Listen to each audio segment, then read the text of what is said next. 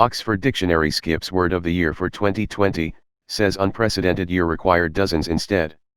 Analysts observed seismic shifts in language in 2020. Unprecedented times beget unprecedented updates to the English language.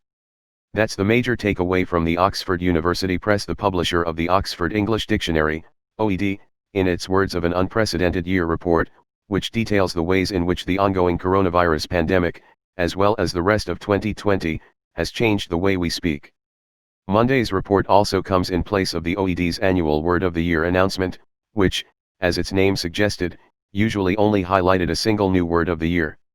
The English language, like all of us, has had to adapt rapidly and repeatedly this year, Oxford University Press writes in its report. Given the phenomenal breadth of language change and development during 2020, Oxford Languages concluded that this is a year which cannot be neatly accommodated in one single word.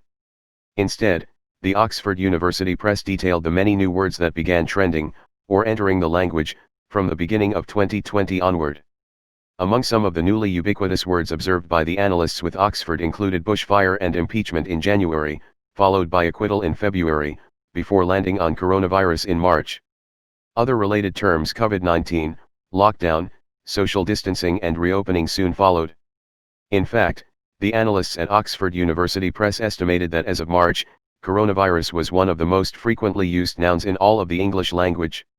It is a sure sign that a word has become embedded in the language when it develops its own abbreviations, compounds, and other formations, the report added, pointing to terms such as pre-COVID, post-COVID, Rona and even COVIDio as popular derivations. The pandemic is also responsible for inspiring at least a few new work-from-home or lockdown terms, including Zoom bombing, defined as the practice of infiltrating video conference calls on the Zoom application, and posting violent, pornographic, or offensive content, and Blursday, a day of the week that is indistinguishable from any other. Other notable impacts on the language, as a result of 2020, include words brought to the forefront amid the Black Lives Matter movement, with terms like BLM, Juneteenth, and BIPOC, Black, Indigenous and other people of color, spiking in usage in June and July. Social movements including the BLM movement had also resulted in a huge growth of debates surrounding related topics. Oxford University Press claimed debates which themselves sparked renewed usage of terms like defund or decolonize.